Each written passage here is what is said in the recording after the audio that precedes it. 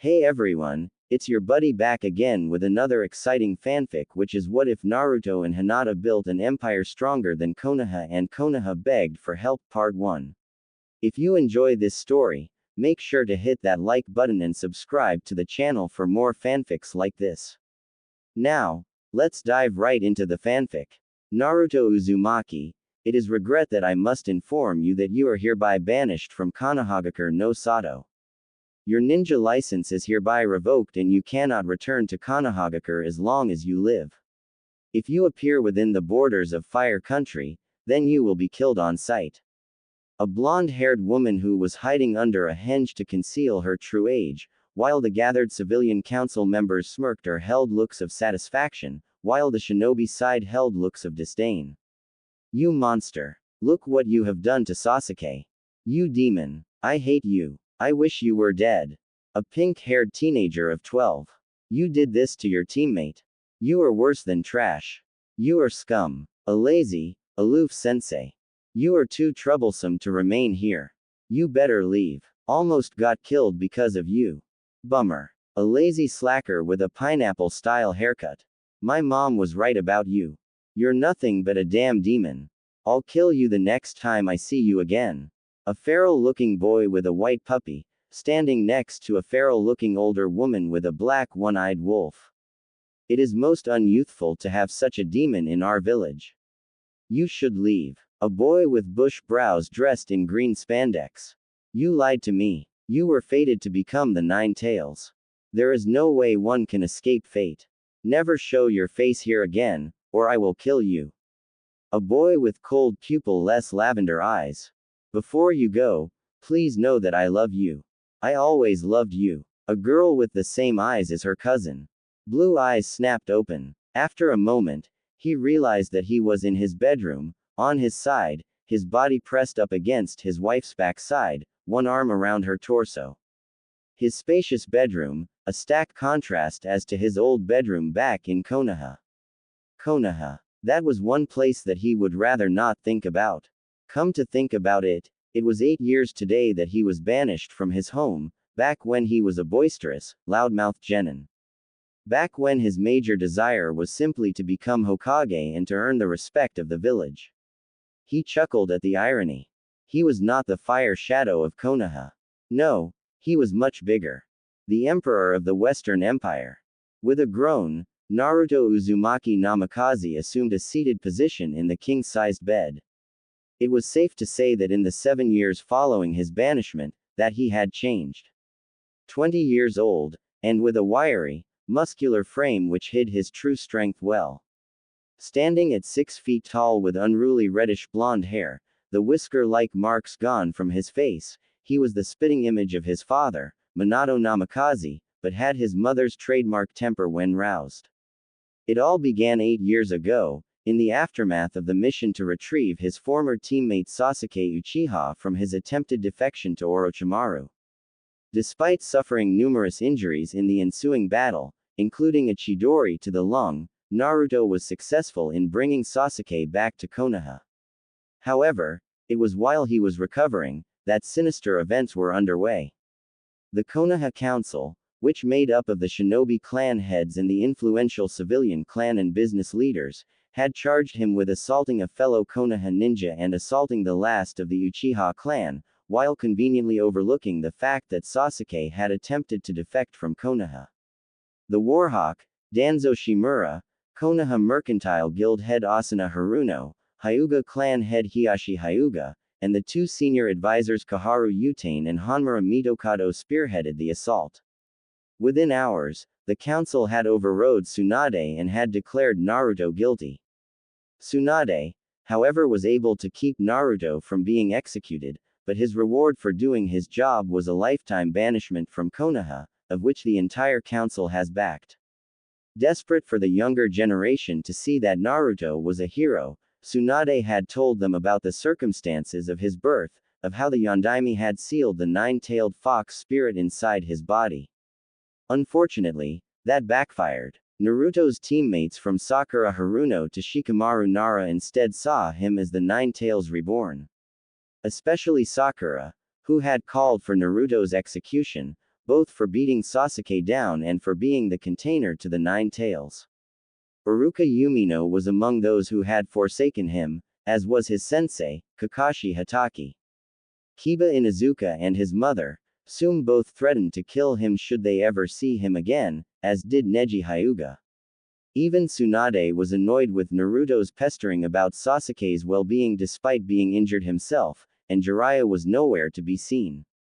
The only people who supported him were the Konohamaru Corps, Konohamaru Sarutobi, grandson to the late Hiruzen Sarutobi, Moegi and Udon, the ramen shop owner Tsuki and his daughter Ayane, and Hinata Hyuga, who finally mustered the courage to tell him her feelings before being escorted by Metagai and Asuma Sarutobi to the city gates. Banishment would have destroyed anyone weaker. But Naruto Uzumaki proved to be strong. While staying overnight inside a temple as a guest of the warrior monk Shiraku, it had taken his banishment to see that Konoha would never accept him, not matter what he had done. He had helped in defending Konoha from the joint Sand Sound invasion, which was spearheaded by Orochimaru, and even brought back the slug sage so she could take over the post of Hokage. In the end, the dream of being Hokage was just as that, a dream. In an ironic twist, Naruto realized that Konoha was holding him back from reaching his true potential, as what Sasuke had said to him before their battle at the Valley of the End. Everyone saw Naruto as a dead last with no clan. But that was merely a mask. Naruto simply hid under the guise of a knuckle-headed ninja in order to keep the villagers at bay, and for good reason.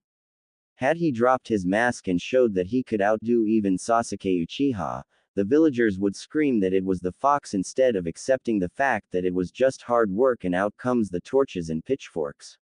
Suspecting that the Warhawk would send his root forces after him, Naruto decided to head east towards Lightning Country while sending a clone towards Wind Country after leaving Chiraku. Add the fact that the Akatsuki had caught wind of his banishment, Itachi Uchiha and his partner Kisame Hoshigaki were hot on his tail. Thankfully, the root Anbu proved to be excellent fodder as Naruto gave both parties the slip as they fought each other.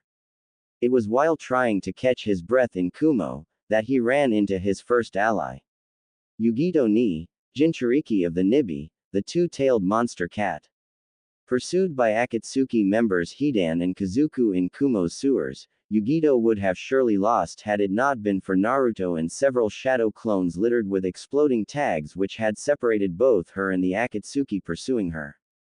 As it turned out, Yugito had been sold out by the Kumogakure Council without knowledge by either the Raikage and his brother in an attempt to keep the self-proclaimed zombie brothers from destroying Kumo. Disillusioned and betrayed, Yugito decided to join up with Naruto. Several days later, after arriving in Wave Country, Naruto received another surprise while staying overnight with Tazuma and his family. The Forbidden Scroll of Sealing, as well as his heritage. To say that Naruto was shocked was an understatement. It also reinforced his hatred towards Konoha, since they had banished the only son of Minato Namikaze, the village hero and former Whirlpool ruler and seal master Kushina Uzumaki Namikaze, nicknamed the Crimson Fury, and the hot-blooded habanero, for both her red hair and her trademark temper. His family was also loaded, as the accounts in Tea Country had proven. The Uzumaki clan was also related to the famed Senju clan, of which Tsunade was a part of. It was shortly thereafter that Naruto had adopted the family name of his father, thus becoming Naruto Uzumaki Namikaze. Since things were a bit hot for both Jinchuriki, Naruto and Yugito both boarded a boat from Tea Country and headed for the west. As long as anyone could remember, the northern and southern halves of the west, from the imposing Laja Mountains to the north to Tears Point to the south, were locked in a constant state of war. Power-hungry warlords and daimyos sought to control the lands by any means. Whenever two sides clashed, the fields ran red with blood. The weaker daimyos were either overrun or killed outright. Even worse, whenever a warlord was killed, another would take their place in the ensuing power vacuum. Naruto and Yugito were both in Kimen when he got into a fight with several of the local warlords' men.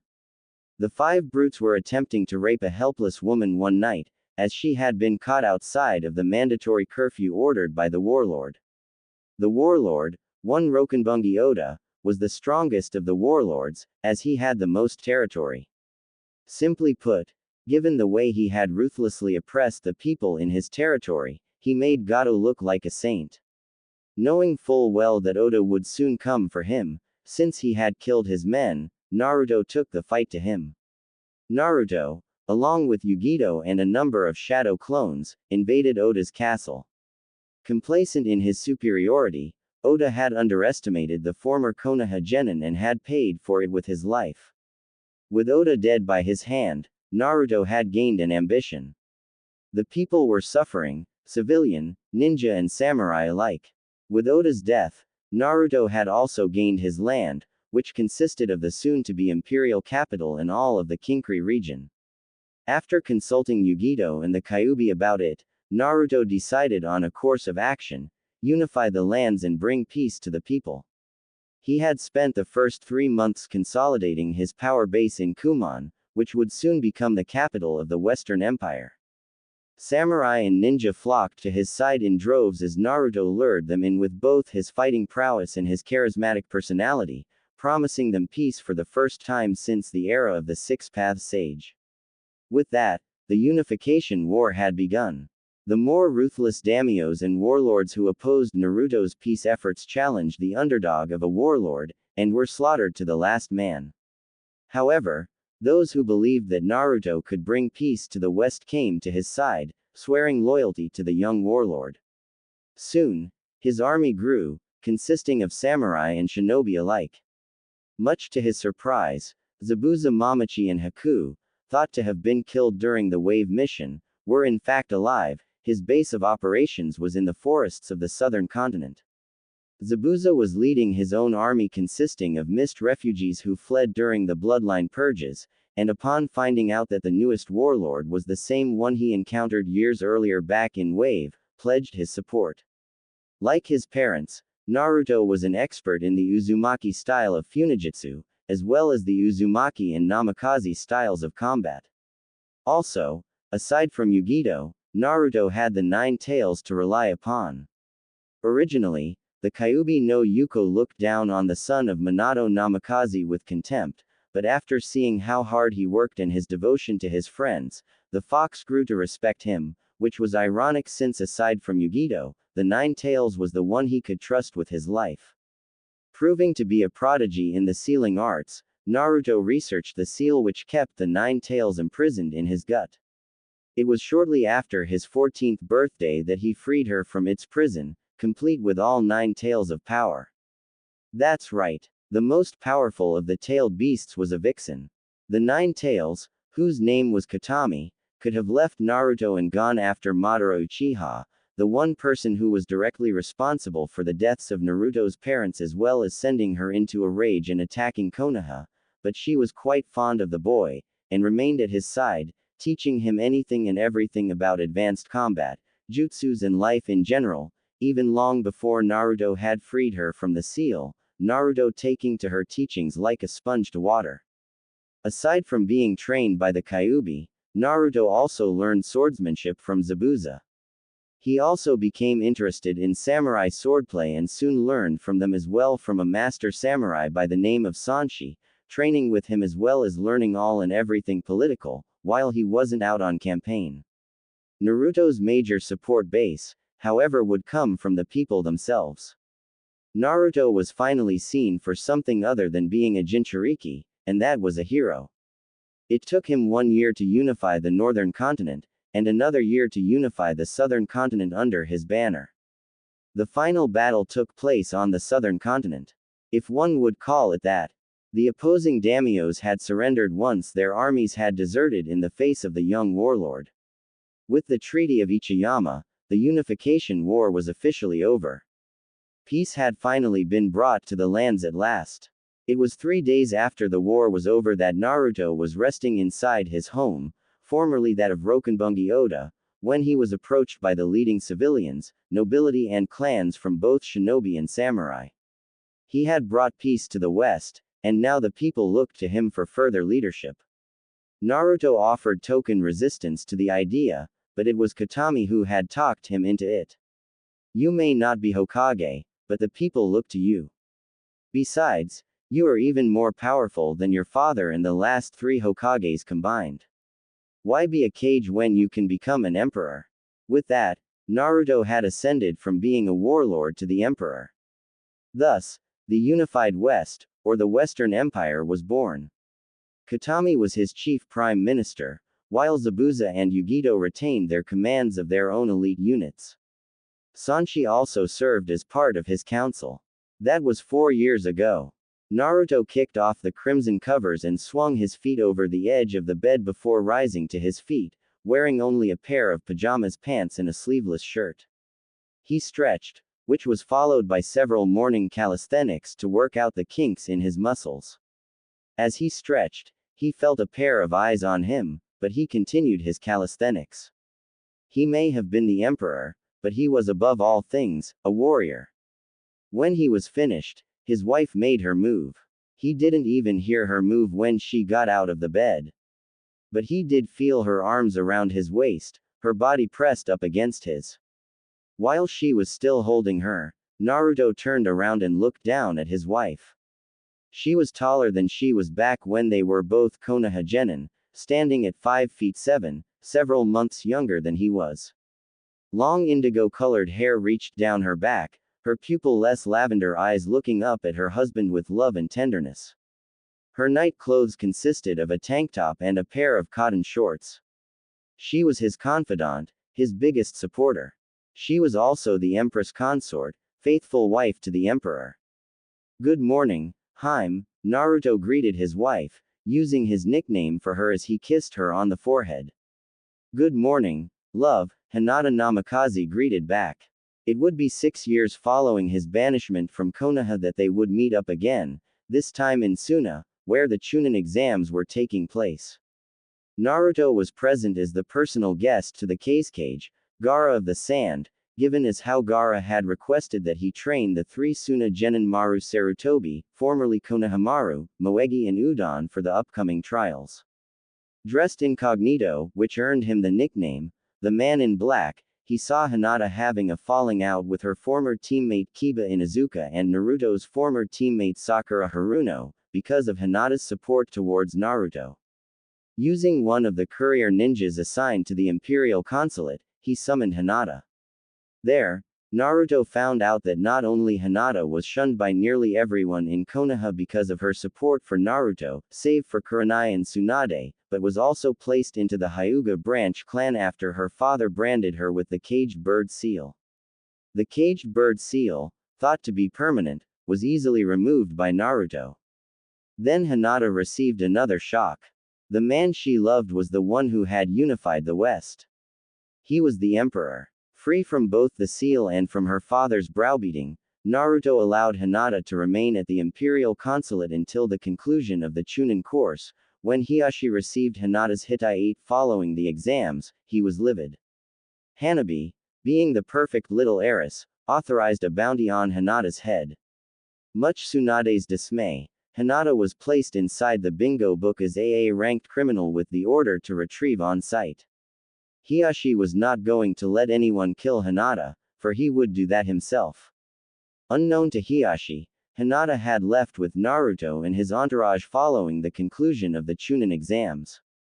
The next time he would see her, the result of that meeting would not be pretty.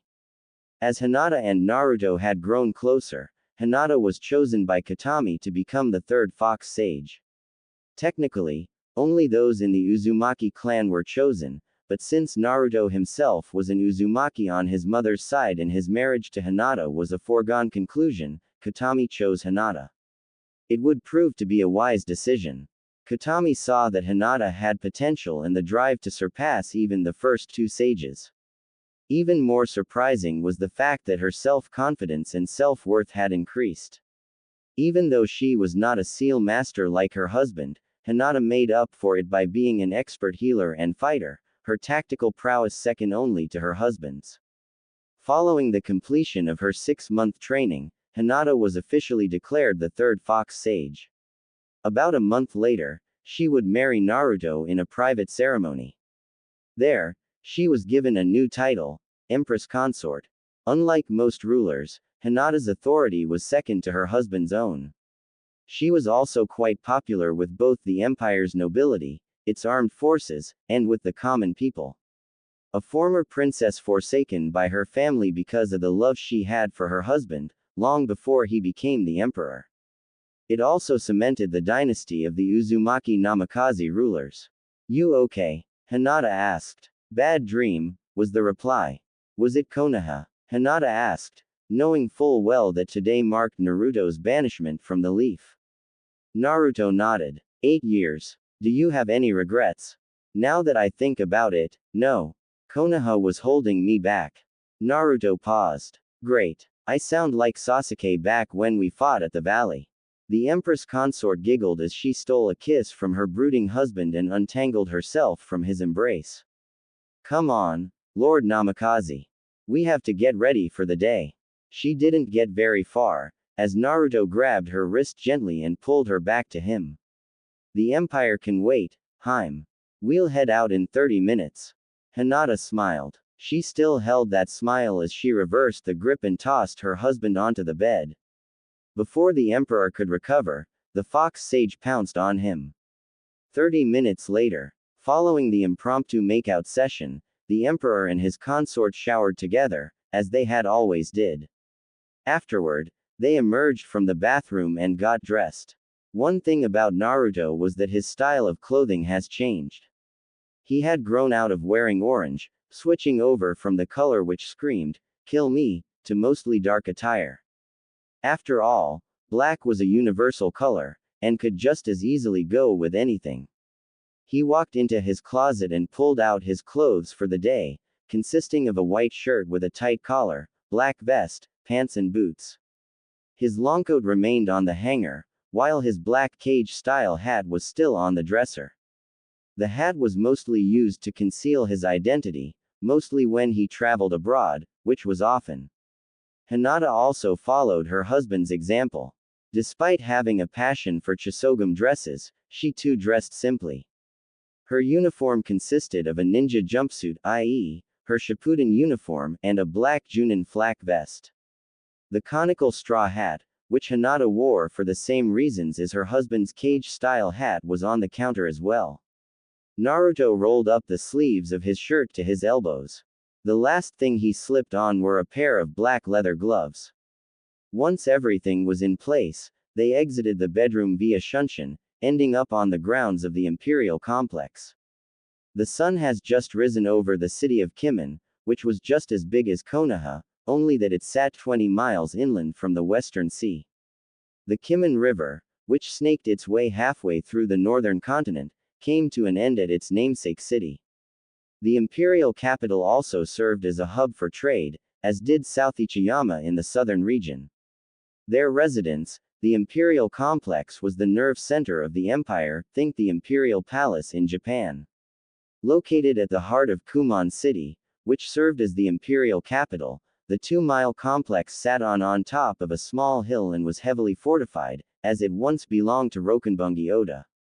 Now, it served as the center of the unified West. Spanning 2 miles, the 4-story imperial palace, which served as the residence of the emperor. The top 2 floors were reserved for the emperor, while the bottom 2 floors were for their guests. Aside from the imperial palace was the Hall of Sovereigns, of which the emperor, the empress and their 12-member imperial council, 6 from the empire's high-ranking samurai and shinobi clans and 6 civilians and nobility who were the elected representatives of the people, met 3 times a week to conduct and manage the government. The House of Sovereigns also contained his throne room, where the royal couple would usually receive their guests, seated on their thrones, as well as their joint office. Unlike the Konoha Council, in which the Hokage was more of a figurehead by the time Tsunade had assumed the mantle, Naruto held absolute power alongside Hinata. However, Naruto and Hinata were no tyrants, showing that they had learned their lessons well. The men and women that served on the council were not, yes, men, but people who had fought and bled alongside with Naruto in the Unification War, and he trusted and respected them a great deal, as the council did the same. The Imperial Ballroom was located in a wooded section of the park. At the moment, the servants busied themselves in preparing for the Unification Gala, which was to be held by the end of the week, in which the Emperor and Empress would host what is the biggest event of the year. And at that time, the entire empire would be celebrating the peace and prosperity that their young emperor has brought them after years of non-stop war. Adjacent to the Imperial Palace was their private training hall, where he and Hinata would spar and meditate. Last was the set of barracks used by a regiment of ninja and samurai, also hidden in the wooded area of the complex, the ninja and samurai assigned to watch over the grounds of the complex. Arms linked, the royal couple strolled into the House of Sovereigns to start their day. The samurai that stood guard greeted their emperor, to which Naruto and Hinata responded with a nod. The chief advisor was waiting for them in the corridor. Slightly taller than the emperor, with tanned skin, muscular, bleached blonde hair and mustache, Naruto greeted him with a nod, and the man fell in step beside him and Hinata. "You're up early this morning, eh?" Naruto began. "And you jumped out the window again, Chief," I replied dryly. Turning to Hinata, he greeted her as well. "Lady Namikaze." "Eh?" Hinata responded. "He did not jump out of the window this time. We came down by Shunshin." How did the wreckage of Kumo ended up in the West, and as Naruto's senior advisor? 3 years earlier, A was overthrown by a more hardline wreckage. The first order of the new wreckage: eliminate his predecessor and his brother, Killer B. However, as Emperor of the West, Naruto had a robust spy network in the East, and it was through them that Naruto was notified of the coup while visiting Gaara in Suna. With the aid of his elite guard, his personal bodyguards and the use of the demons, Gate Jutsu, arrived at the nick of time and slaughtered the Kumo Anbu, thus saving A and B's lives. Imagine their shock upon returning to Suna that the emperor was the former Kyuubi Jinchuriki. Even A and B had heard about the exploits about the one who unified the lands under a single banner. It was then that Naruto offered A and B political asylum within the empire, along with the other 5 Jinchuriki that Naruto had rescued from the Akatsuki. A and B accepted Naruto's offer, with A serving as chief advisor to the young emperor, while B hung around the trading post of Rara, located 30 miles from Kumon.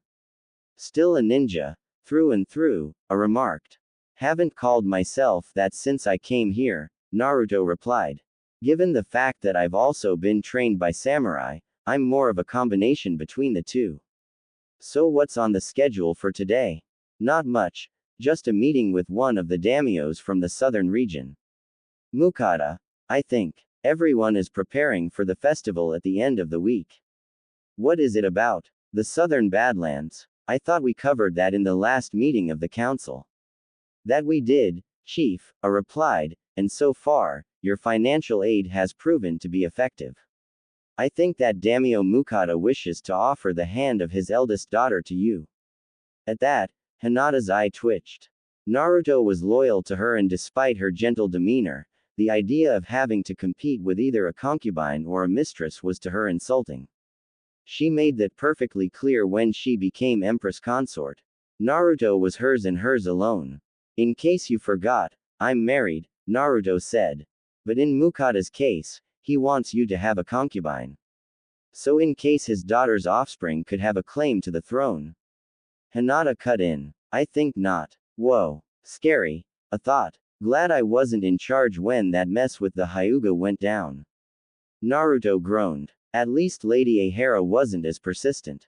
She did back off when Hinata and I got married. I don't chase skirts or fangirls. I'm strictly a one-woman man. "How admirable of you," I said. In the 3 years that he has been here, his respect towards the boy has grown.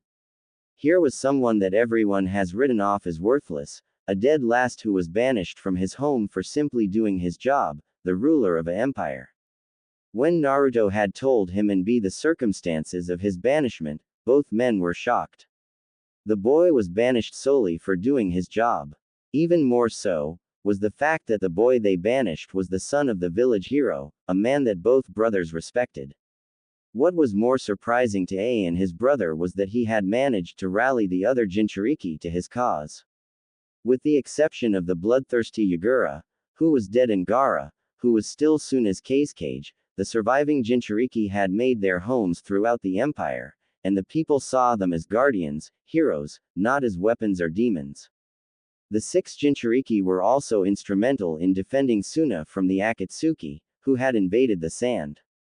It was indeed a brutal battle. The Akatsuki was backed up by the 5 Paths of Pain and 100,000 white Zetsu clones. The joint Imperial Suna forces consisted of Zabuza Mamachi's Demon Brigade, Yugito Ni's Hellcat unit, former Akatsuki members Yahiko and Konan, who had defected from the Akatsuki upon being betrayed by their childhood friend Nagato, 20,000 ninja and samurai from the Imperial forces, and the 6 Jinchuriki which Naruto had rescued. Despite having superior numbers, the Akatsuki lacked the power of the Jinchuriki. In the end, the Akatsuki were routed and destroyed. It was during the Akatsuki invasion that Naruto had earned another nickname, the Akatsuki Killer. Both Itachi Uchiha and Nagato had fallen to his blade. Hinata was credited with the killing of Deidara.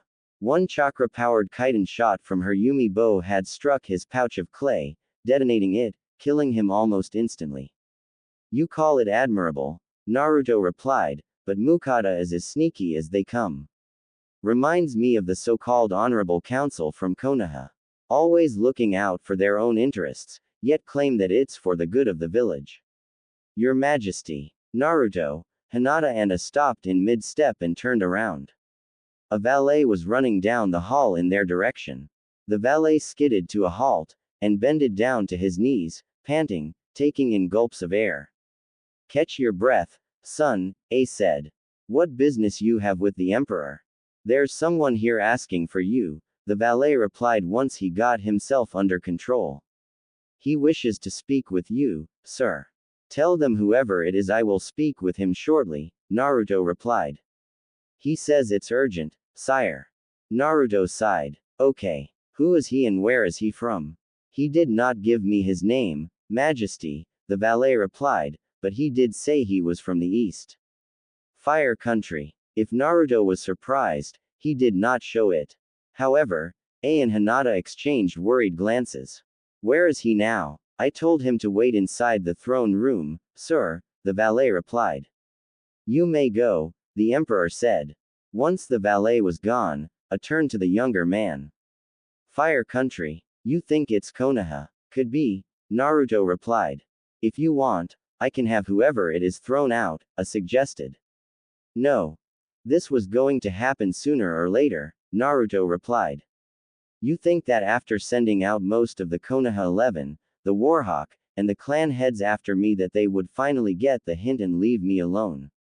Deal with Mukata, and tell him that 1.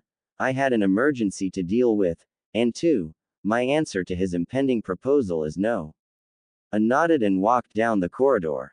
Naruto, in the meantime, headed for the throne room, located inside the hall. Hinata followed him. On the outside, he was the perfect picture of calm. Inside, he was angry. Konoha. Today marked the 8th anniversary of his banishment from the Leaf, and someone had the nerve to waltz into his home. Depending on who it was, he may have them imprisoned. If it was that meddling Warhawk and his 2 buddies on the council, execution looked mighty attractive. The throne room was guarded by 2 armored samurai, each armed with a naginata, as well as a sword strapped to the side. The men saluted their emperor, who responded with a nod, as one of them opened the door to the throne room. Hinata remained behind. Doubling as a reception hall, the throne room was simply designed, as per to Naruto's orders. The emperor was not a worldly man, as his life in Konoha had proved that. The throne room was simple, yet regal, and it showed off his power. The throne room was half the size of the Konoha council chambers, breathtakingly beautiful and very restrained. Think the throne room from The Last Samurai. A red carpet led from the door to the throne itself, which was raised on a small platform. The twin thrones themselves was of an intricate design, made from the finest cedar from the southern continent combined with red velvet from the northern continent. It looked like any other chairs from the empire, but it was anything but. It was a throne fit for the emperor and his consort. And Naruto saw him, seated on the steps leading to the thrones. Pausing only to cast a seal which soundproofed the room, Naruto faced the one person he hasn't seen in 8 long years. A man standing at his height, with spiky white hair, with a horned forehead protector with the kanji, oil, carved into it, and dressed in a short green kimono and pants combination, the mesh shirt visible underneath. Over the green kimono was a red sage robe, open. His face had red markings under his eyes and a giant scroll was slung over his back. Naruto's eyes narrowed. You, he hissed. Been a while, kid, Jiraiya said. Not long enough, Jiraiya, Naruto replied, his tone flat. I gotta admit, kid, Jiraiya began, this is one hell of a setup you got here. What the hell are you doing here? Naruto demanded. Jiraiya gulped. He recognized that look in Naruto's eyes. He had seen it in Tsunade's face and recognized it all too well. I wanna beat down the perverted sage, look. Given the choice of dealing with his estranged godson and Orochimaru, the snake was looking to be more attractive than the former ninja-turned-emperor, who was one step away from showing him his spine. 8 years and his hatred towards anything Konoha-related had not waned. He had hoped that in that time, that Naruto had cooled down. He was wrong. To make matters worse, Jiraiya had realized that he had chosen to visit on the anniversary of Naruto's banishment from the leaf. Crap, Jiraiya thought. This is not good. I'm waiting for an answer. What the hell are you doing here, Jiraiya? Naruto demanded, arms folded. Jiraiya winced. He had expected Naruto to call him pervy sage. Then again, in Naruto's eyes, he was one of many who did not stand up for him when the banishment order came down, as he was absent at the time.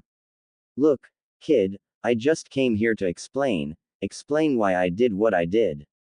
As Jiraiya would soon find out, that was the wrong thing to say, as he was cut off by a yellow flash of light, and a gloved hand from his pissed-off godson clamped down on his throat. Naruto had mastered the Hiroshin. Unfortunately, Jiraiya was on the receiving end. Explain. Explain. Naruto bellowed. Explain why I should not snap your neck, old man. At least give me one good reason why I should not send you back to Konoha in pieces. As he tried to yank Naruto's hand from his throat, Jiraiya watched as Naruto's eye color shifted from a vibrant cerulean to the color of pure gold. Normally when Naruto went fox on his opponents, the eyes would go red with slitted pupils. Here, the pupils remained normal. But there was still the matter of surviving the wrath of his estranged godson, who was at the moment, trying to strangle him to death. It took the perverted sage a moment to realize that Naruto has lifted him clean off the floor. Explain to me why you would rather work on that smut you call novels instead of showing up in my life. The emperor snarled. Why you abandoned me like the rest of that damned village? Why you didn't tell me who my parents were? Or why you have the nerve to waltz into my country and my home uninvited? I'm sorry, Jiraiya managed to croak out. Please don't kill him. Jiraiya's eyes were starting to roll into the back of his head, his skin starting to turn purple. Seeing that having a dead body on his hands would be bad even for the emperor, Naruto released him. The toad sage fell to a heap at the emperor's feet, gulping down mass quantities of air. Despite his near-death experience at the hands of his estranged godson, Jiraiya felt he deserved it, for abandoning his godson in the aftermath of the Sasuke retrieval mission. Chakra-induced strength, Jiraiya said as he rubbed his neck. Tsunade would have been proud. Naruto ignored the comment. He walked past the hacking man and took a seat upon his throne. How did you find me? He asked, still angry, but not angry enough to show the older man what his insides looked like, his eyes still golden. Jiraiya shakily rose to his feet. You were last seen heading towards Wave Country from Cloud, after being seen leaving with the 2 tails. Never thought that you would end up here. You're also well known back east as the one who unified the West since era of the 6 paths, he explained. Since everyone here knows who you are, it was pretty easy to track you down. You still haven't answered my first question. Without saying that you wanted to see how your godson is doing, What are you doing here? Jiraiya flinched when Naruto pronounced, Godson, with sarcasm. Minato and Kushina would skin him alive if they were still living if they had found out what their son had went through. Then again, open hostility from the former Konoha genin was something to be expected. I screwed up big time, Jiraiya began. I can honestly admit that now. For not being there for you when you were growing up and when you were banished, I am truly sorry. I see Minato in you, and because of that, part of me did blame you for his death. That was the main reason behind why I stood aside when the orders came down to retrieve the Uchiha. When I heard that you were banished, I decided to do the right thing for once. The Forbidden Scroll and your heritage, that was my doing. Ironically, the Forbidden Scroll once belonged to your father. Naruto's eyes widened in realization. It was Jiraiya who had tracked him down outside Wave while staying overnight with Tazuma and his family and had delivered both the scroll and his heritage. Seeing as how he held the young emperor's attention, Jiraiya continued with his explanation. I knew you would hate me, so I did not come and see you when you were banished. That and Minato and Kushina would kill me for not being there for you, so I did the next best thing.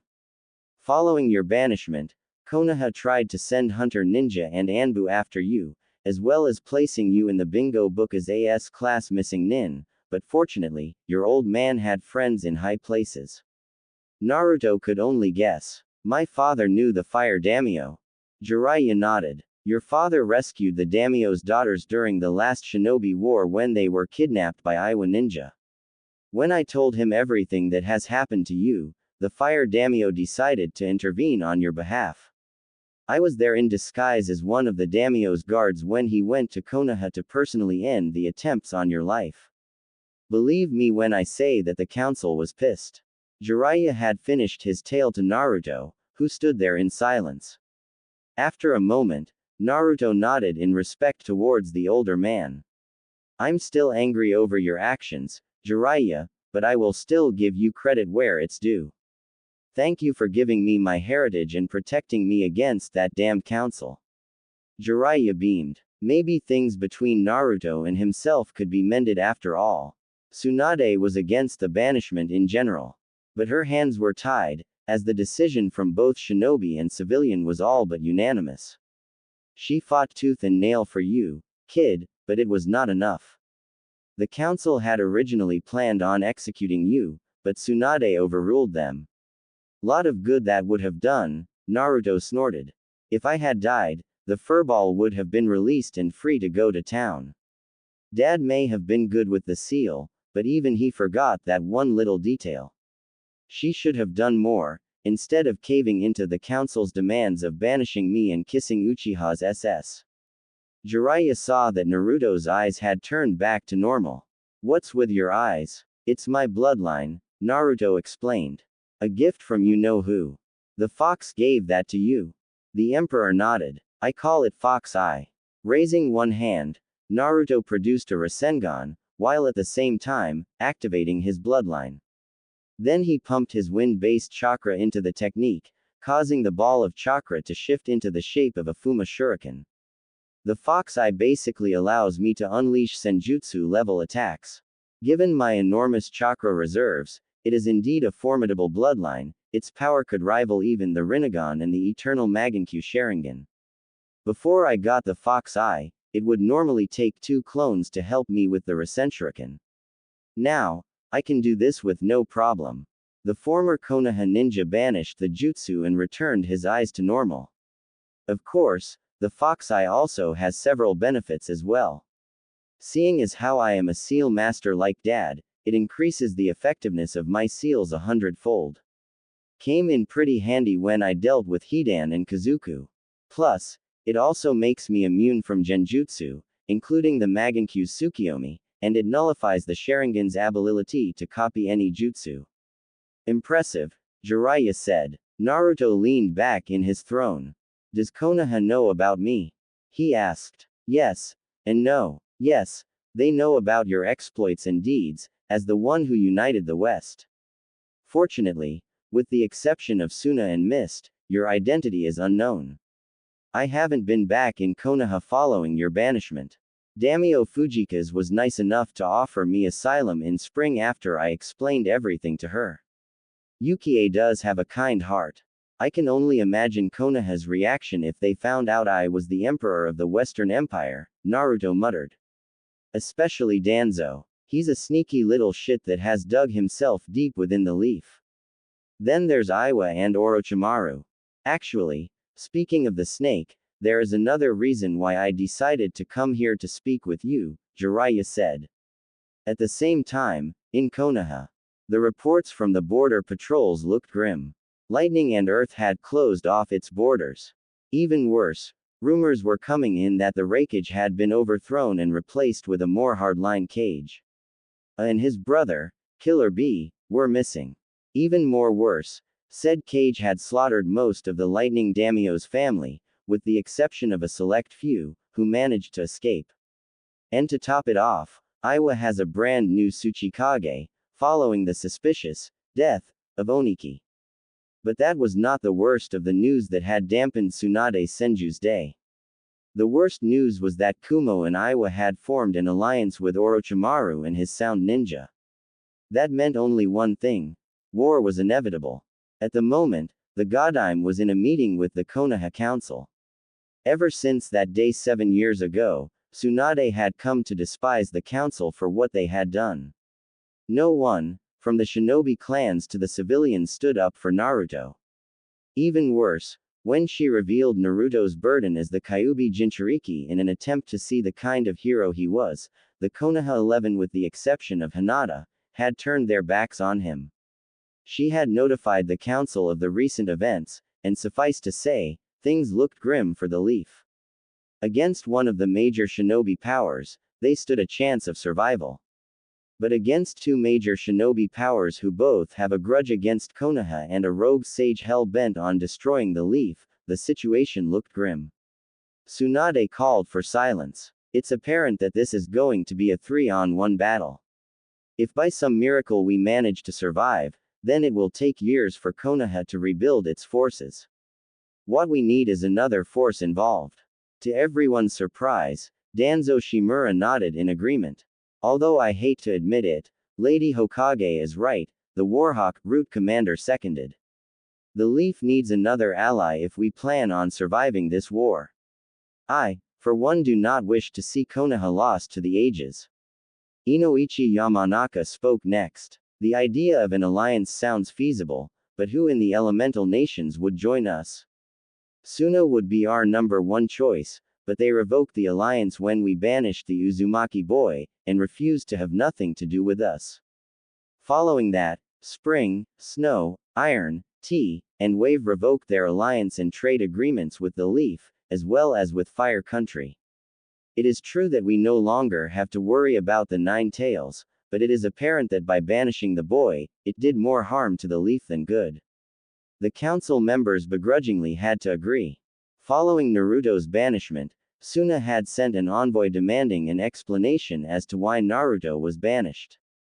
The time was extremely bad on Konoha's part, as there was a citywide party celebrating Naruto's banishment in full swing. When the reason was given, i.e., Naruto's excessive force, during the Sasuke retrieval mission, along with being the Kyuubi's jailer, Suna had literally tore the alliance to shreds.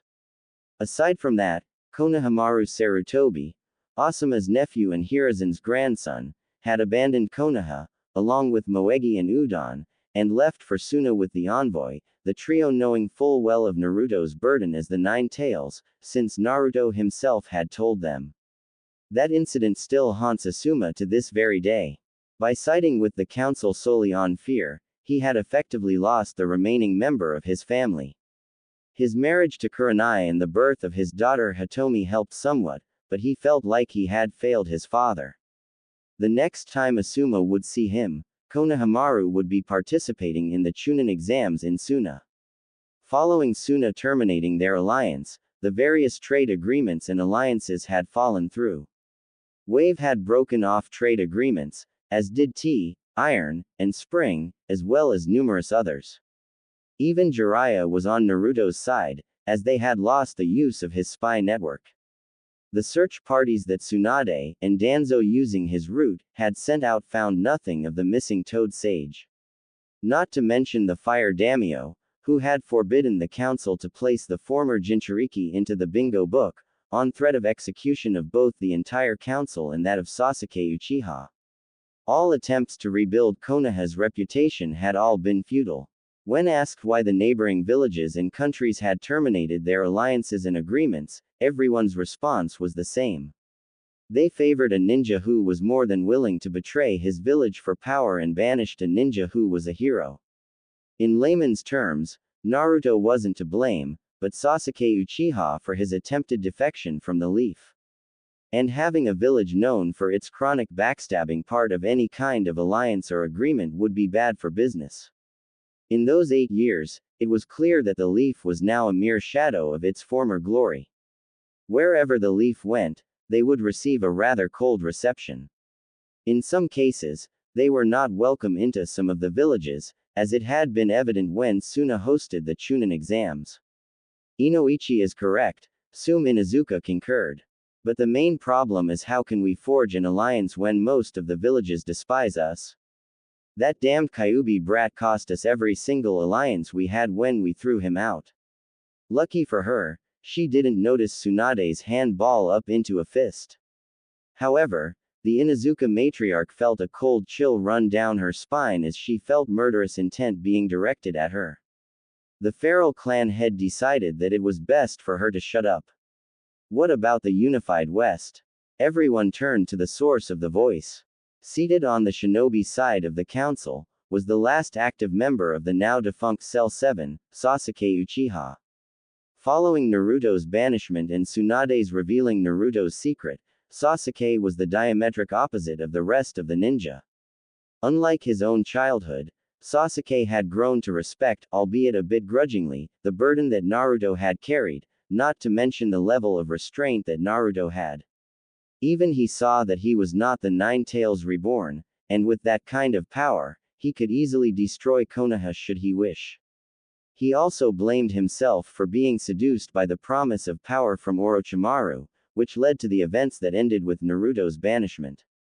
Despite not being trusted for his attempted defection to Orochimaru, Sasuke had worked hard for his rank of Chunin, and later, Junin, and had gained a seat on the council, and as one of the chief advisors to Tsunade. To the shinobi side of the council, despite their obvious mistrust of the last Uchiha, the idea did show merit.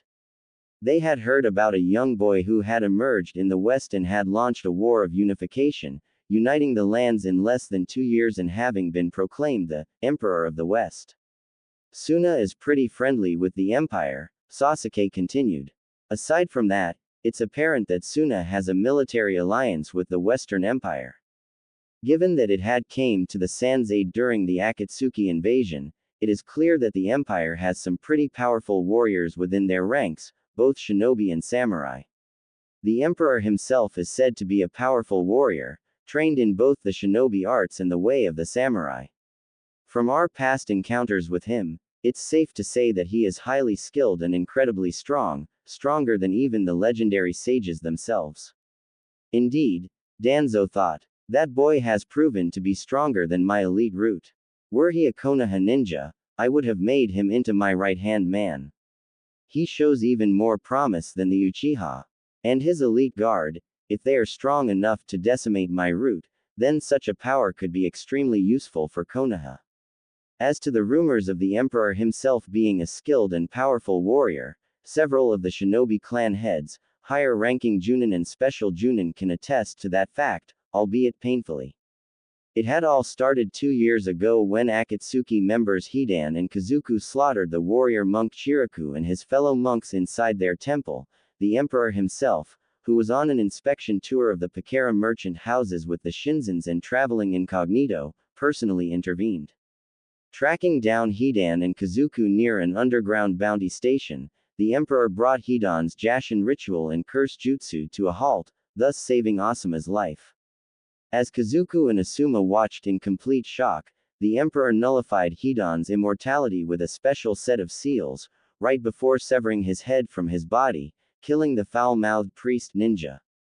Then he turned his attention to Kazuku, destroying each of his hearts before severing his own head as well.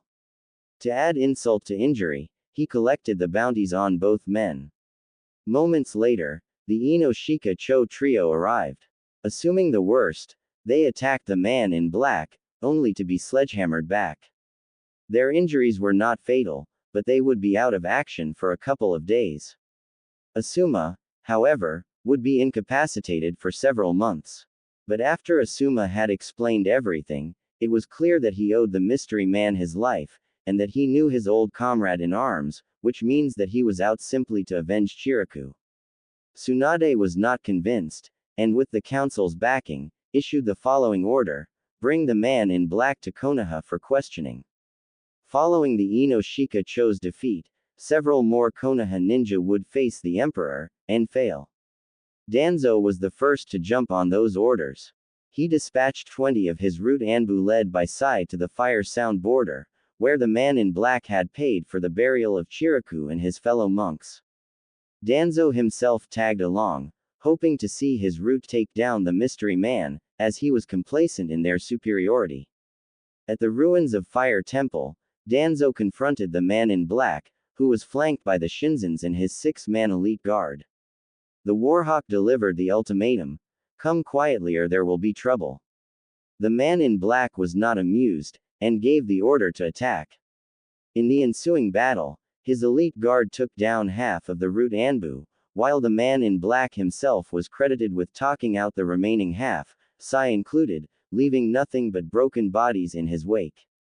Danzo was shocked. The 20 men that accompanied him were the pick of the litter, and the mystery man and his entourage had taken them down without breaking a sweat.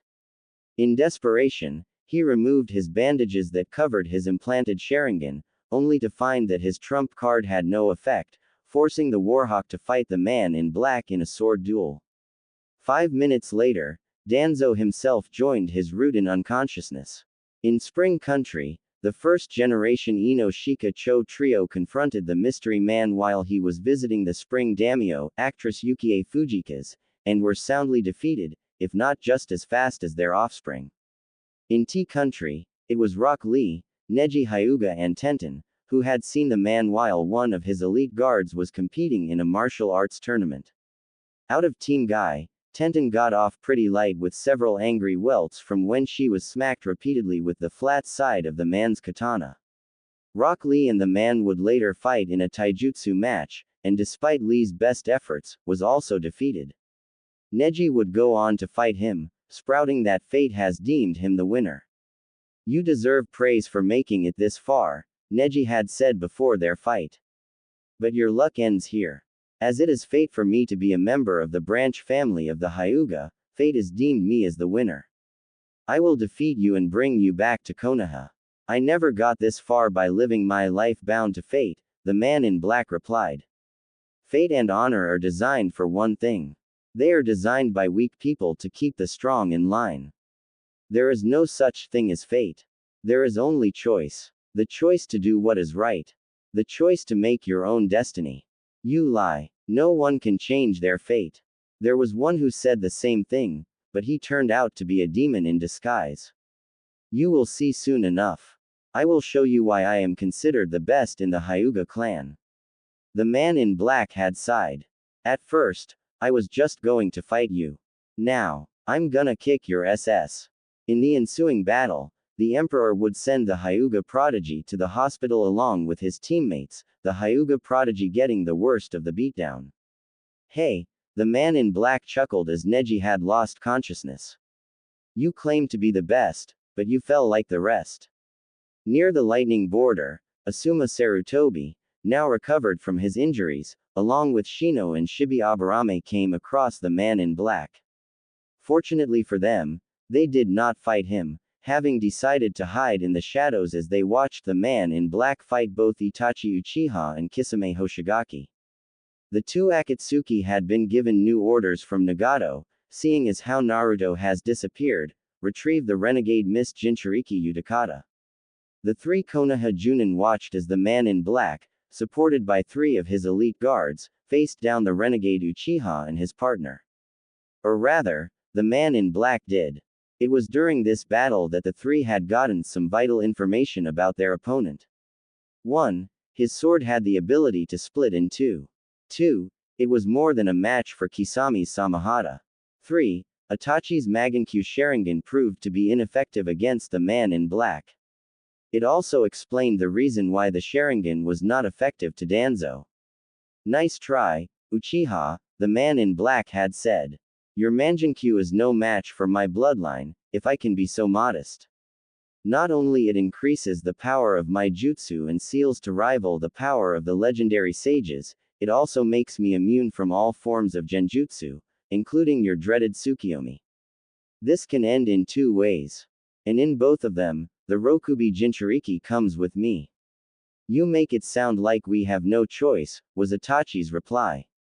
You don't, the man in black replied as if he was asking the time. It's my way, or, screw it, it's my way. Itachi and Kisame then attacked. But since Samahata had to absorb chakra to be effective, it ended up draining Kisami's chakra, allowing him to be dispatched quickly. Then he fought Itachi. Asuma and the two Aburame saw that the man was merely toying with the fallen Uchiha, Itachi having been forced to fight since his trump card was ineffective. Then the man ended the battle by catching Itachi with chakra-absorbing chains. With both Itachi and his partner immobilized, the man in black made his retreat with his elite guards and his prize, but not before promising Itachi that the next time they meet, he will personally kill him. Deciding that discretion was the better part of valor, the three Junin retreated back to Konoha. The man was later seen in hot water country. Tsunade dispatched the Inuzuka matriarch and her son, along with Kakashi Hatake to bring the man in black in. This was the only time that the emperor has fought back so viciously. Both Sume and Kiba performed their beast mimicry, transforming Kuromaru and Akamaru into clones of themselves, while Kakashi summoned 5 shadow clones. The two Inuzuka and Kakashi found out the hard way that the man was very skilled in taijutsu.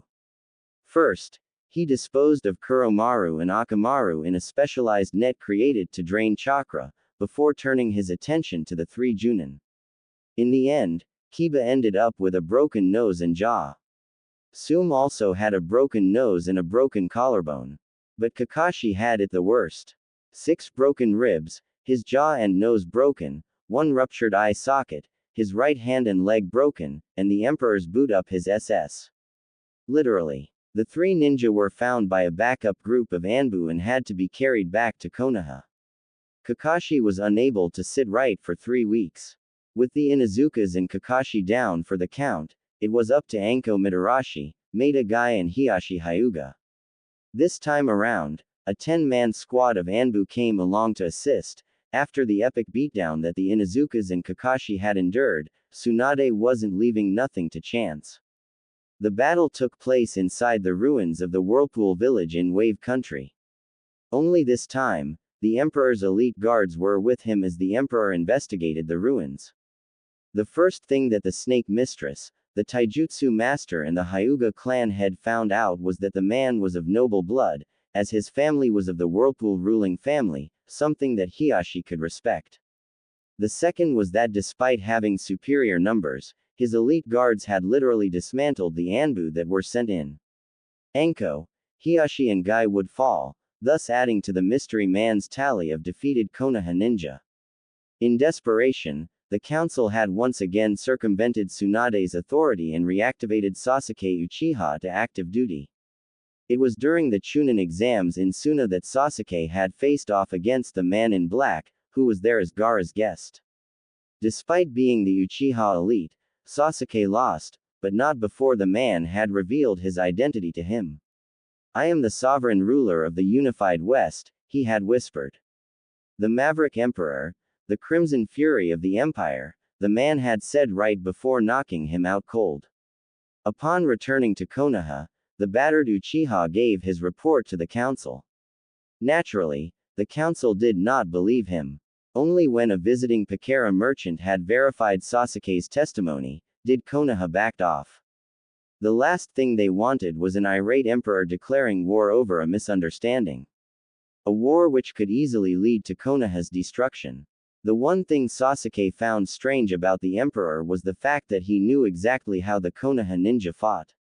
He outsmarted both generations of the Ino Shika Cho trio, took apart Danzo and his root Anbu, countered the Hyuga's Jiyuken, outfought both Guy and Lee, brutally took down both the Inuzuka matriarch and her son, sent Kakashi to the hospital numerous broken bones and the inability not to sit straight for several weeks, left Anko with a concussion, and was able to defeat even himself in battle. Even more amazing was that he defeated Itachi and his partner, something that even he was unable to do. After talking it over with Shikamaru and his father, all three came to the same conclusion. The Emperor was highly skilled in weapons combat, as well as ninjutsu and taijutsu. His fighting style was direct, professional, and in some cases, incredibly brutal, designed to maim or even kill, and his tactical prowess was flawless, meaning that the Emperor could easily be a SS-rank criminal with an order to flee on sight should he was placed inside the bingo book. But the Emperor was holding back in all of his fights. It showed that the Emperor was courteous enough not to kill them, but showed that he was the wrong person to cross in a fight. Unknown to Sasuke, both Shikamaru and his father had suspected that the Emperor could have spies in Fire Country, which explained how he was able to defeat them so easily. Or maybe the Emperor himself was connected to Konoha in some way. Shikaku had ordered his son to keep silent on the matter, until they got some more proof concerning the man in black. Unfortunately, the Akatsuki did not get the memo. When the Akatsuki had invaded Suna 2 years earlier, the Western Empire came to Suna's aid. The battle lasted for only 3 hours, but in the end, the Akatsuki was routed and destroyed to the last man. The Jinchuriki that the Emperor had retrieved had played a major part in the battle, not to mention that 2 of the founding members of the Akatsuki had fought on the Emperor's side. Since the Akatsuki desired the power of the tailed beasts, the Emperor simply gave it to them, in spades. Sasuke was among the 10 Konoha ninja along with Tsunade, Asuma, Kakashi and Ino that went to Suna to offer aid in an attempt to get back on their good side, only to find that the battle was over. Despite the fact that over half of Suna was left in ruins, all Akatsuki members, from Nagato, who had been corrupted, to Madara Uchiha himself, were killed. However, before throwing the Konoha ninja out, Sasuke was allowed to see the body of his brother, Itachi Uchiha. Sasuke was of mixed emotions when he saw the body of Itachi next to that of Madara. The murderer of the Uchiha clan was finally slain, but he was upset that he did not do the deed. Now, he truly was the last of the Uchiha. One memory stood out in particular. He saw the Emperor, who was clad entirely in black, complete with a solid black cage's hat to conceal his face walking alongside a shorter woman, her face concealed by a conical straw hat and Gaara in his battle uniform. When Tsunade asked who the mystery man was, their escort, who just so happened to be a battered and bruised Konohamaru Sarutobi, now Maru Sarutobi and Asuna Chunin, simply said that he was the Western Emperor, the woman was his wife, and an ally to Suna. "I don't like it," Hiashi Hyuga said. "Why the Empire? We know close to nothing about their military, let alone their resources or economy. What if the Emperor refuses? Or forces Konoha to serve him?" Everyone inside the council chambers knew that Hiashi Hyuga was a proud man. Too proud. His distrust of the Emperor ran deep. The battle down at the Whirlpool ruins had all but knocked him off his glorified pedestal, leaving him even more colder and more bitter. He thought that just because he was the clan leader, that he could easily do what his nephew, a member of the branch family, couldn't. The flaw of your own power is arrogance, the Emperor had told him, right before punching the word jerk into his forehead. This was after when he explained to Anko the reason why Hinata was not out here was that she was still a weakling in his eyes. The only time Hiashi could leave the compound afterward was when he had his forehead covered. It took 3 weeks for the bruise to finally fade. Anko, despite her own injuries, always rubbed it in the face of the stoic Hyuga, that he was better off behind the desk instead of out in the field. But the biggest slap to the face up to date was during the Chunin exams in Suna. His daughter, Hanabi Hyuga, called the Darling of the Hyuga clan, faced off against Maru Sarutobi. In a climatic battle not seen in many years, it was the Sandame's grandson who had defeated his daughter. It didn't help that Sarutobi had used her arrogance against her, or that he was able to steal his grandfather's summoning contract before he had left for Suna. It was later revealed that Sarutobi and his two friends were personally trained by the emperor himself, at the Kazakuge's request. Hiashi was incensed at this loss of face. Second, was the fact that Hinata had defected from Konoha following the conclusion of the Chunin exams. Upon returning to Konoha, he had received Hinata's Hitai-8 and a message from the courier ninja. Hinata has defected from both Konoha and the Leaf. Hanabi capitalized on this by convincing the Hyuga elders to place a bounty on her head. Hinata was also placed inside the bingo book as AA-ranked missing ninja. It would be a year later before Hinata would resurface. When she did, she was with the Empire. In Hot Water Country, Neji and Hanabi Hyuga would encounter her after she had beaten 10 of the Hyuga main branch ninja. Hiashi remembered that incident all too well. Those 10 main branch members were the ones who had ridiculed Hinata and harassed Hinata when she was given the caged bird seal and shoved into the cadet branch. When Neji and Hanabi found them, not only did Hinata had beaten them, but she had also branded the most senior member with the caged bird seal in retaliation. Said Hyuga had chosen to commit suicide rather than to live with the disgrace. Hours later, Neji and Hanabi encountered the former heiress. Assuming that against Hinata, Neji and Hanabi had an easy win. But Hinata knew the Jiyukin style better than anyone. In fact, in her absence, Hiashi would later find out that she had purged it of all its flaws and weaknesses, and proceeded to beat down Hanabi, while unleashing the 128 palms on Neji as a measure of payback from the Chunin exams. She then had Hanabi deliver a challenge to her ex-father. Hiashi accepted. The battle had taken place in Wave Country. Hiashi was certain as Hyuga clan head, that he would win. He was wrong. His encounter with his missing daughter had left him even more bitter, and crippled. He had severely underestimated Hinata, and paid for it. The one person who he thought was worthless had all but decimated him. First, by using the 128 palms on him, then by shattering his leg. He would never be an active ninja again. The fact that it was Hinata that had did it had angered him to no end. The end result was an increase on the bounty on Hinata's head. However, the emperor retaliated by placing a bounty not on Hiashi's head, but on Hanabi. And it was 3 times as much as the bounty on Hinata's head. Fearing that even the Konoha ninja would take his remaining heir, Hiashi decided to back down and the bounties on Hinata and Hanabi were lifted.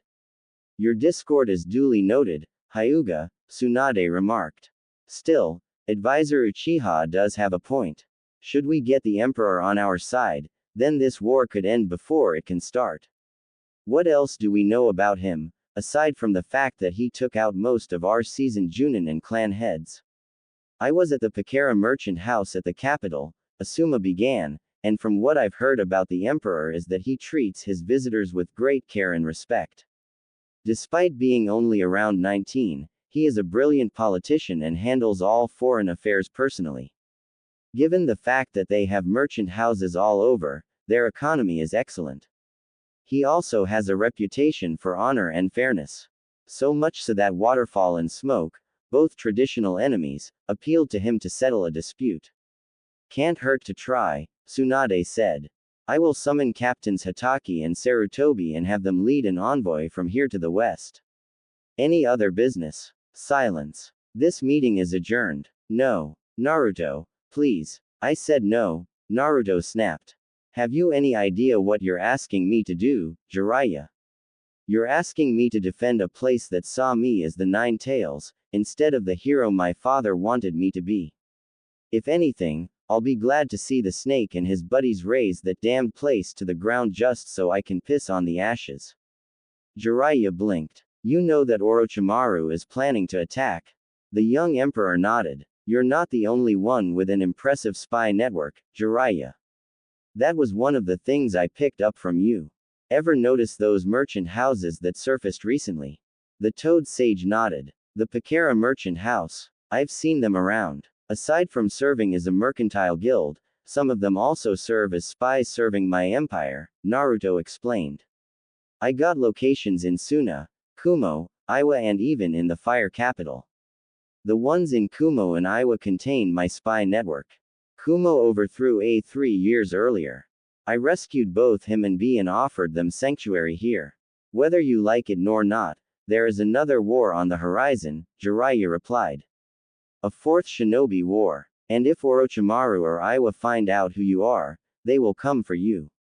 I know you want to protect your people and country, kid, but you can't fight fate. Naruto scoffed. You sound a lot like Neji. He said the same thing during the Chunin exams, and down in T country. There is no such thing as fate. There is only choice. It was Kokoa's choice to banish me. It was Tsunade's choice to reveal my secret to the Konoha 11. And it was my choice to unify the lands. And you got a choice now, the Toad Sage said in a calm voice, not noticing that Hinata has slipped inside the throne room. The choice to prove that you are better than Konoha. The choice to prove that you are better than me. I know you, kid. You never let your hatred cloud your judgment, nor you never left your people in their darkest hour. He approached the throne and placed one hand on his former student's shoulder. Prove it to Konoha. Prove it to them that you are not what they say you are. Naruto brushed Jiraiya's hand off his shoulder and turned away. Jiraiya did bring up some good points, but his bad experiences in Konoha far outweighed the good. He fought in the Suna Sand invasion and was still scorned. He brought Tsunade to Konoha to be the godime, and was shunned. To top it off, he retrieved Sasuke Uchiha and was rewarded with banishment, backed by both the civilian and shinobi councils, and betrayed by those he thought were friends. All except Hinata. What about Hinata? Are you willing to let her die? Naruto's response was simple. Why don't you ask her that yourself? She's right behind you. Jiraiya turned around and found himself face to face with a smug empress consort. Even more surprising was that he could sense her chakra levels. Since Jiraiya was a sage, he recognized that aura as one of sage-like power. Another thing that Jiraiya noticed was that Hinata looked, well, hot. With beauty like that, men were more than willing to go to war for. Hello, Toad Sage, Hinata greeted dryly, taking note of the red handprint on his neck. You're the one from Fire Country, I take it. Wah. Hinata. How? I think I should explain, Naruto said as Hinata walked past him and took a seat on the throne. 2 years ago, Suna was hosting the Chunin exams. Gaara had asked me to train Maru, Moegi and Udon for the exams. Hinata was there along with Kiba and Sakura. It was the same time that Sasuke challenged me to combat, Naruto continued. As you probably know, I've had past encounters with the Konoha ninja following the incident with the Akatsuki attacking the fire temple. I tailed Hinata for the past couple of days, getting her schedule down. Wasn't easy, but I managed to use one of my courier ninja to summon her to the Imperial Consulate. After that, I allowed Hinata to remain inside the consulate, Naruto concluded. From what I've heard, the Konoha ninja combed the entire village looking for her, overlooking the fact that she was inside the consulate. After I defeated Sasuke, Hinata and I left for home, after I punched Hiashi out again. Huh. Jiraiya grunted. He then noticed the wedding band on Naruto's ring finger and the diamond ring on Hinata's own. So, married, huh? 2 years, Hinata replied, looking at Naruto, smiling. So Naruto's the emperor, so that makes you. Jiraiya began. Her Imperial Highness, Empress Consort Hinata Namikaze, a voice from behind Jiraiya said.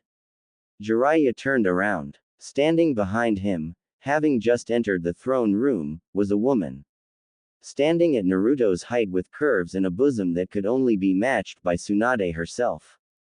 Long red hair was tied into a single bun, with 2 braids poking out from said bun, the braids ending at the small of her back. Her attire consisted of a formal yukata, red with a black lotus pattern. Green eyes scanned both the emperor and the perverted sage, who stood mesmerized by her beauty. Beauty that men would simply go to war for. She is also one of the best students in the senjutsu arts I have ever come across, the woman said. Senjutsu. Hinata's a sage, Jiraiya said. Third fox sage, the woman replied. Turning to Naruto, she addressed him. I've heard from a that someone from Fire County showed up. Never thought it would be the perv. I thought neither you nor Hinata would want anything to do with them again. Naruto shrugged his shoulders. I wasn't expecting him to show up, he replied in his own defense, as Jiraiya pulled out his notebook, intending on using the woman for research for his next Ika novel. However, the woman stopped him. You haven't changed, Toad Sage. Even after 20 years. Jiraiya stopped. You know me. The woman smiled meanly. Jiraiya took notice of the elongated canines in her mouth. Of course. The last time we met, I made a stop at a certain village in Fire Country. As she said that, 9 tails emerged from her backside. 9 crimson fox tails, which waved lazily around her as if they had a life of their own. The name's Katami Akashiya, she introduced herself. Chief Prime Minister of the Western Empire.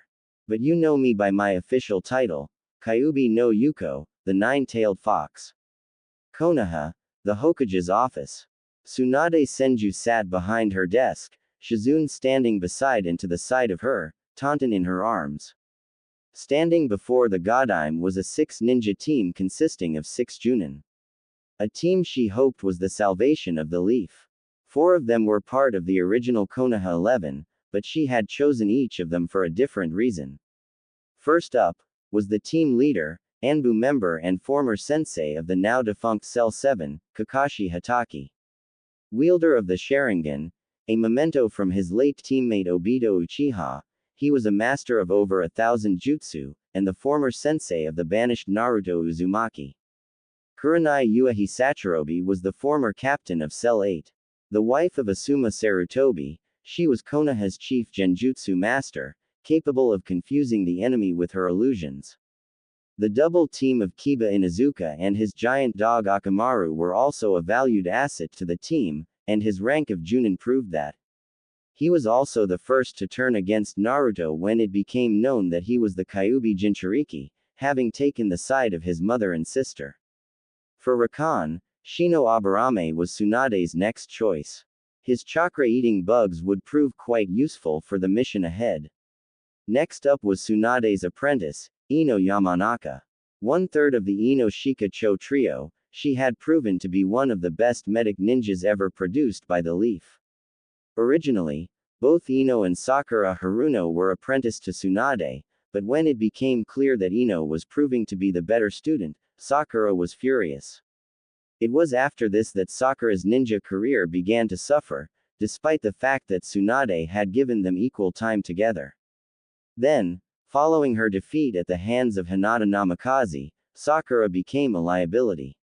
Sakura's pride would eventually be her downfall, as she had assaulted a Chunin, thinking that she was Ino. In response to the assault, Tsunade had terminated Sakura's apprenticeship under her and revoked her ninja registration. Not even Sakura's mother, whose influence was strong on the civilian side, could sway the vote in her favor, since the incident happened in full view of the Fire Daimyo. Last, was Shikamaru Nara. Aside from being a master strategist, the slacker had somehow made Junin and under his father's tutelage, was an expert in politics, making him the perfect man for the job. Reporting as ordered, Lady Hokage, Kakashi said. Tsunade didn't waste no time in explaining. This is a SS-ranked mission. It is apparent that Konoha will soon be attacked by Oto, Iwa and Kumo. We cannot survive this war without any help. That is why you are going to the Western Empire to seek an audience with the Emperor, to try to get him to aid us in this war. If not, then Konoha will fall. This was a surprise to those assembled. No one in Konoha had ventured to the west since the first Hokage was in office, due to the ongoing wars. This was pretty new for them. All they heard was that someone abound their age had unified the lands and was made emperor. On top of that, the empire had alliances with both Suna and Mist, which could prove invaluable for the war ahead. The future of the leaf hangs in the balance, Tsunade said. Which is why you must not fail. Travel through the neutral countries. Do not attract any unwanted attention. You leave now. The gathered ninja bowed in response. As they began to leave the room, Tsunade ordered Kakashi and Kurenai to remain behind. Once the younger ninja were gone, Tsunade addressed Kakashi and Kurenai. I did not want to say anything in front of the others, but the both of you have a secondary mission. If you come across Naruto in your mission. Kakashi nodded, as did Kurenai. We will ask him to come back to Konoha, Kakashi said. Are you sure that he would want to come back, after what was done to him? Kurenai asked. But would the council accept it? In a state of emergency, even my word can override the will of the council, Tsunade explained. Tell him if you see him, that I am offering him a pardon and safe passage back to Konoha should he choose to return and fight for the leaf. That's not what worries me, Kakashi said. We betrayed him, chose Sasuke over him, for all purposes, he may never forgive us, let alone Konoha for what we did. Still, Tsunade said, we have to try. Dismissed. Kakashi and Kurenai departed from the room. Snafu's notes. I revised Naruto's profile and edited the chapters, adding Hinata to them. Feel free to look. Also, this will be the first of several side stories detailing certain events in Naruto, Rise of the Emperor. The first part will deal with Naruto making alliances with Suna and Mist, as well as training Maru Sarutobi, Moegi and Udon. The second and third parts will deal with Naruto's plan to unite the Jinchuriki against the Akatsuki and his run-ins with the Konoha ninja, concluding with the Akatsuki invasion of Suna and its aftermath. About the elite guards. Following Naruto's ascension to emperor, Sanshi had warned him that as emperor, he will always be a target for those opposed to his rule. Naruto's first order was the creation of an elite group of warriors, both samurai and shinobi, to serve as his bodyguards. The number originally was at 6, but with the arrival of Yahiko and Konan, the number grew to 8. Each member of the elite guard are classified as S-rank combatants and are tough enough to face down even the most battle-hardened Junin, Danzu's root Anbu, or even the Akatsuki. When Hinata becomes Naruto's wife and the Empress consort, 4 of the elite guards are assigned to protect her. The Imperial Complex. Office of the Emperor, 1 year after the Unification Wars. Og. I don't see how the old man can go through with this when he was alive. If I knew that being Emperor had this much paperwork, I'd have refused. Inside the office of the Emperor, Naruto Uzumaki Namikaze was seated behind his desk. The 16-year-old former Konoha Jinchuriki turned emperor was at the moment going through the bane of his existence, paperwork. Fortunately for him, most of the paperwork was already completed, as he was hard at work reading and signing them off. Most of them were minor and petty disputes. One major perk about being the emperor was that there was less paperwork than that of the Hokage. The young emperor paused for a moment to regard a picture of himself when he was younger, taken back in Konoha. A picture of himself and Hiruzen Sarutobi, the Sandaime Hokage. The picture was taken shortly before the Chunin exams, Naruto wearing the cage hat and grinning like a maniac while the professor smiled, pipe in his mouth. Next to that picture was a photo of his parents, Minato and Kushina Namiaxi. Old man, you would be proud, Naruto thought, smiling fondly at the memory. I may not be Hokage, but the people look up to me, respect me as a leader. He then turned to the photo of his parents. I hope you two are proud of me. I promised to make good to honor your memories. And I've kept that promise. 1 year had passed since the Unification War. The Empire has just celebrated its first anniversary, Naruto celebrating his first year as a leader of the unified West. Since that time, Naruto has settled into his role as Emperor of the West. Despite this, he never lost track as to who he once was. Katami, Yugito, Zabuza and Sanshi made sure of that. He didn't see himself as a ninja or a samurai. More like a combination of the two. One document attracted his attention. It was from his informants located in Water Country. Apparently, There was a new Mizukage in power, and she had ended the bloodline wars which had plagued the country. Even more surprising was the fact of who was currently the Kazekage of Suna. Well, I'll be Gaara's the new Kazekage, Naruto muttered to himself, smiling broadly, reading the report from the Pakara branch in Suna. He looked at his watch. 5 minutes before the meeting of the council. This could prove to be quite interesting indeed. The emperor rose from his seat. Retrieving his jacket and slipping it over his shoulders, i.e., his Shippuden uniform, only all black, he exited the office, making sure to take the reports on Mist and Suna with him. The meeting was straightforward. Aside from a uprising of malcontents loyal to Oda which was quickly crushed before it could gain steam, and the financial situation concerning the southern Badlands, there was nothing worthy to report. Good thing that they only met 3 times a month. The council hall inside the Hall of Sovereigns was as big as the council chambers back inside Konoha. The council chambers consisted of 3 long tables, the first containing the seats of the emperor and his chief prime minister. 2 tables located on either side of the emperor's table faced each other, each containing 6 seats for either side. 6 of the members were hand-picked by Naruto himself, while the other 6 were voted in by the people of the Western Empire. The 6 that Naruto had chosen were from the West's most respected samurai and shinobi clans. Emperor Namikaze sat at the head of the table. Katami sat at his left, the council, not to mention the people of the West knowing full well about the red-headed woman's true nature. The council hall inside the Hall of Sovereigns was as big as the council chambers back inside Konoha. The council chambers consisted of 3 long tables, the first containing the seats of the emperor and his prime minister. 2 tables located on either side of the emperor's table faced each other. On Naruto's left, Sanshi, the elder samurai warrior and philosopher who had taught Naruto the ways of the samurai.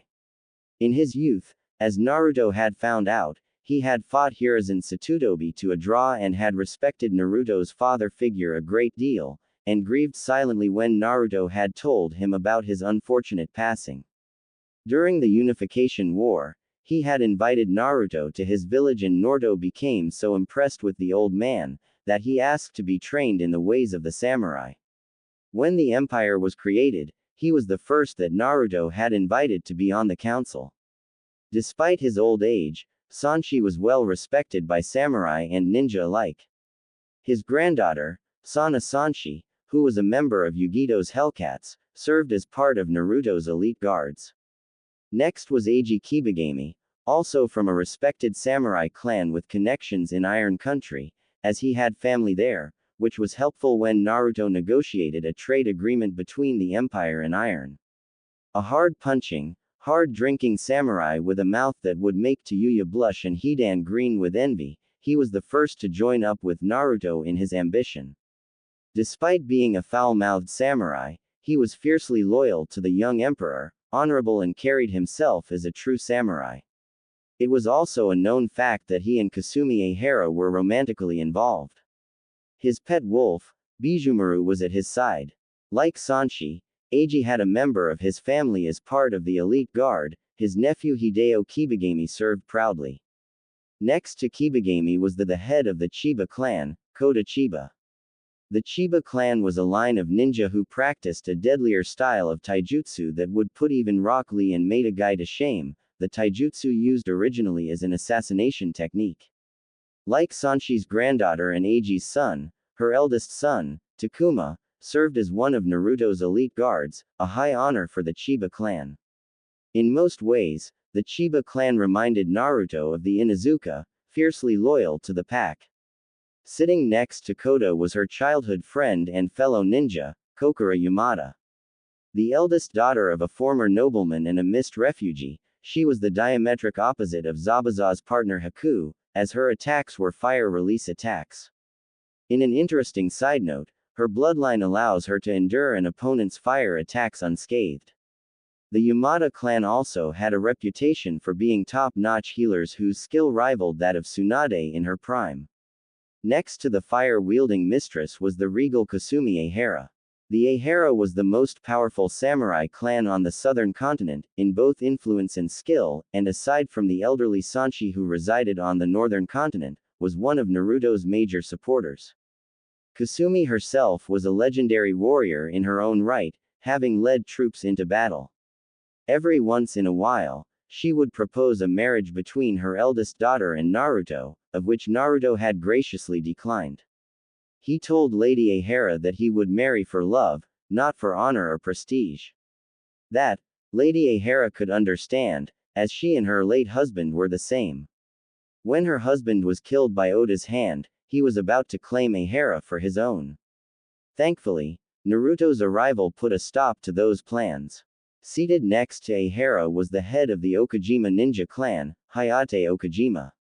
Nicknamed the Tengu, because of his habit of wearing a Tengu mask to battle, the Okajima clan were skilled in ninjutsu, assassination techniques and rakan, and were the natural rivals of the Shinto clan, who favored open combat over covert assassinations. Naruto had approached the Okajima clan head for an alliance. Hayate was impressed by the boy's bravado and tenacity that he signed on to Naruto's side. Once the war was over, Naruto had returned to the Okajima clan their lands, which were taken from them by one of the more corrupt daimyos. In return, the entire Okajima clan swore their eternal loyalty to their new emperor. On Naruto's right, Ryuji Shinzen and his wife Haruka Shinzen, the heads of the Western Empire's premier mercantile guild, Pakara Merchant House. Ryuji was originally a mercenary ninja, while Haruka had a gift for business and management. They were the first to back Naruto in his ambition financially following the death of Rokubungi Oda. When the unification wars had reached its conclusion, they created the merchant houses, which had two purposes: providing imported and exported items across the empire and in the east, while at the same time, keeping a close eye on the more unruly villages in the east. Thanks to Naruto, they now had branches all over the country, as well as several locations in the east, some of which served for gathering intel, as in Iwa, Fire Country and Kumo. Next was Shinoda Wakaba, former pirate captain, now a close business partner and longtime friend with the Shinzens, since his 10-boat fleet was originally used to harass and plunder both Oda's and his allies' supplies. It was Haruka who had pointed out the perks in having a fleet of ships backing up his ambition to Naruto.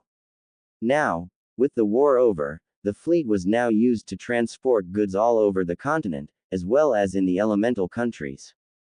In an interesting side note, the Shinzens and Wakaba were both in-laws, since the Shinzen's son had married Wakaba's daughter, which had brought their families into a close alliance. Seated next to Wakaba was Katsumoto Kitahara. A daimyo from the southern region who supported the people and working class. He was overthrown by a power-mad warlord and condemned to wander the lands, until Naruto found him. He was one of the key members in the civilian council, in which, thanks to Katsumoto, that his major support base was the civilians themselves. Katsumoto's lands were restored unto him, as well as his title as a reward for his service and loyalty. Next to Wakaba was Shin Akazuki. His home was the southern part of the continent. Shin was the youngest of the council at age 23, and trained as a samurai. The son of Shinji Akazuki, a retired warlord who had fought with Naruto, Shin had made a name for himself during the unification wars as a formidable swordsman, and can hold his own against Naruto in their occasional spars. In some cases, he reminded Naruto of Shikamaru at times, brilliant, but lazy. Last was Rumika Todo. Like Katsumoto, she was a daimyo, but hailed from the north's mountainous Lajja region. Todo was one of the daimyos whose land the late Rokubungi Oda had an eye for, since her lands contained iron mines deep within the mountains, but once Naruto had eliminated him, she saw the wise decision in backing him in his war of conquest. Her husband was the original daimyo, until his death during a raiding party from Oda's men, forcing her to assume the role. But despite this, she was fiercely loyal to both her people and to the emperor. Aside from the Imperial Council, Naruto had requested that Zabuza Mamachi and Haku Mamachi be present for this meeting. The former mist swordsman and his female partner stood before the Imperial Council, both curious as to why they were summoned to this hearing. General Mamachi, Naruto began. First off, neither you nor Haku are not in any kind of trouble, so you can relax. I've asked you and Haku to come for a reason. Zabuza raised an eyebrow. That reason being, Chief. Naruto raised the sheet of paper from the Pakara's mist branch. This came in from mist. The Mizukage is dead. Zabuza took the news well, given the fact that he had failed to assassinate Yagura years earlier. So Yagura is finally dead, Well hoopati fuck. Ing shit. I was hoping that I would return and do the deed. But it's still good news. Yagura was always unbalanced. Who's in charge now? Naruto looked at the sheet of paper. Her name's Terumi. Mei Terumi. That caught Zabuza's attention. Mei's the god I'm now, huh? Wish it could have been me, but I like my current position. What can you tell us about this woman? Sanshi inquired. She's strong, Lord Sanshi. Very strong, Zabuza replied. Has a sunny disposition, even when she's threatening kick your SS.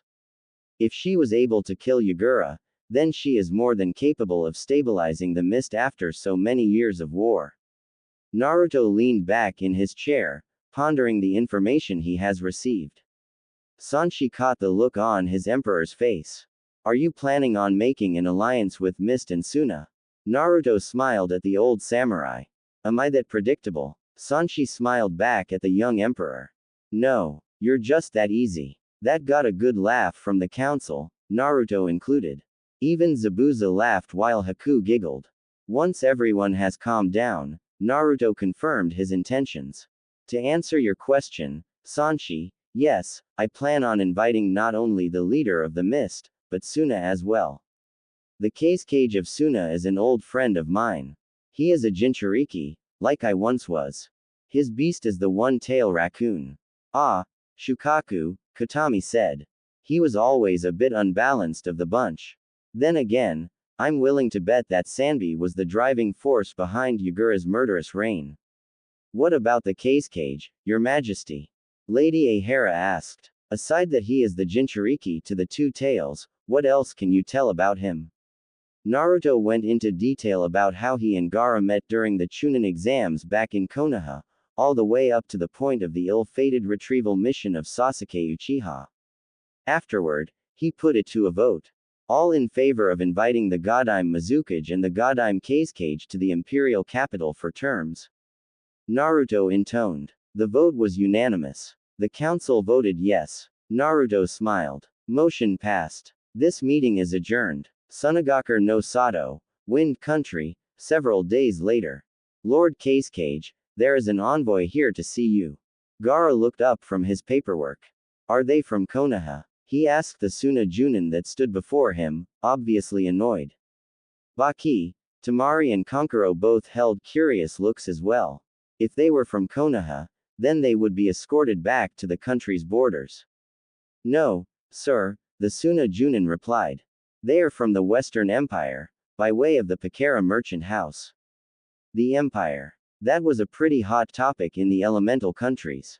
No sane ninja had ever ventured there, yet someone around his age was able to conquer the northern and southern continents of the war-torn West and brought about peace, having been declared emperor.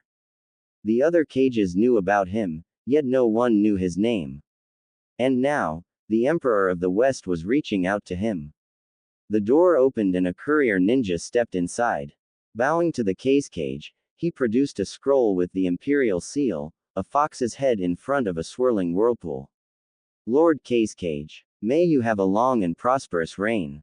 I bring word from my lord, His Imperial Majesty of the Unified West. Tamari took the scroll and handed it to her brother, the courier ninja bowing to the trio before turning on his heel and leaving. The Suna Jinchuriki's curiosity was piqued when he saw the insignia. He broke the seal and unrolled the scroll. There was no invite, but a note, brief and to the point. Gaara, come to the west. There will be a boat at the port in Wind Country in 3 days. Upon reading this message, I'll be waiting. The note was not signed, but rather had a crudely drawn picture of a certain blonde knucklehead flashing a peace sign. Gaara closed the scroll. Turning to his former sensei, he said, Baki, you're in charge until I come back. What it is? What's wrong? Baki asked. The Emperor has invited me to come to the west, Gaara replied calmly.